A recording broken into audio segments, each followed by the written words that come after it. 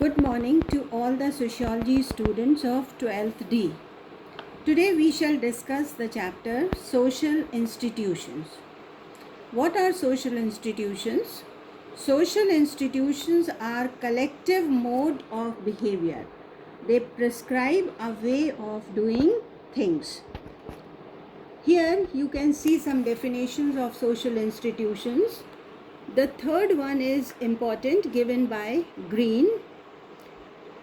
An institution, it means a social institution is the organization of several folkways.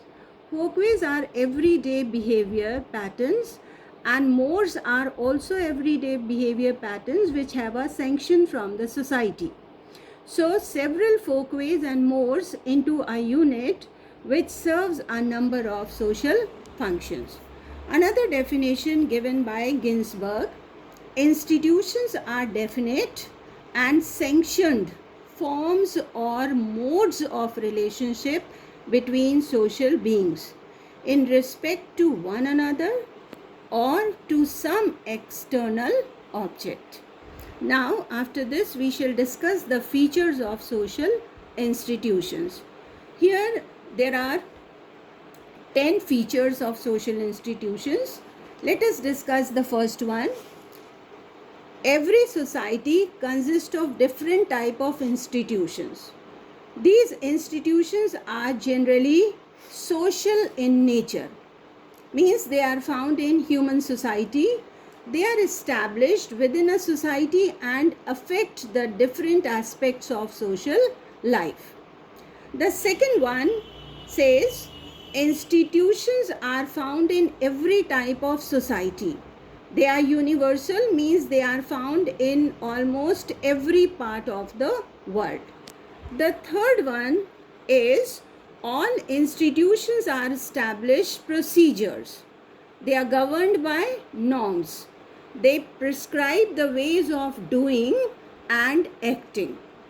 Individuals are socialized into institutional norms and regulations, and social acceptance makes these norms, rules and regulations binding on the members of society.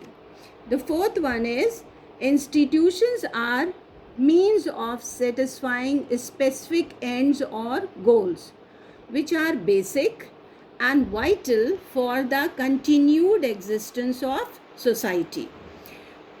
The fifth one is once social patterns are established and accepted by members of a society, they become more or less permanent pattern of behavior.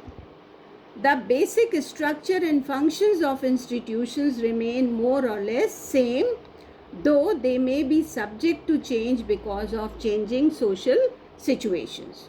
The sixth feature is we may not be able to see these institutions as they are neither visible nor tangible. However, these institutions may be manifested in the forms of behavior, rites and the rituals. Then the seventh point of these institutions is most institutions are established as mechanisms to control social behavior which is necessary in every society. For example, economic institutions control and regulate the material necessities of people. Political institutions control the basic functioning of society through formal agents like the judiciary, the executive and the legislature. The eighth feature of social institution is since social life cannot be compartmentalized and different aspects of individual life cannot be viewed in isolation. So one can say that institutions governing different aspects of social life are interrelated. For example, the institution of family cannot survive without the existence of marriage as an institution, because family is established after marriage only. Similarly, without the establishment of family, kinship, and kin relations would never come into existence. Ninth point is institutions persist because they are based on traditions, whether oral or written. For example, in primitive society, the institutions persisted and continued to survive on the basis of oral traditions, since the written word was hardly a part of such societies because they are totally illiterate. In most of the modern societies, on the other hand, institutions survive on the basis of traditions and customs which are formal or written. For example, many marriage rites and rituals have been formalized, though they still depend on traditions and customs that are accepted because they have been followed since time immemorial. And the 10th feature of the social institution is each institution may have its own identity, manifested by the use of certain symbols. It means every institution has a symbol.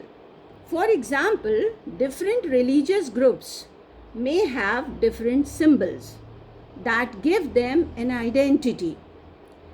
Each political party has its own symbol by which one can immediately identify that party.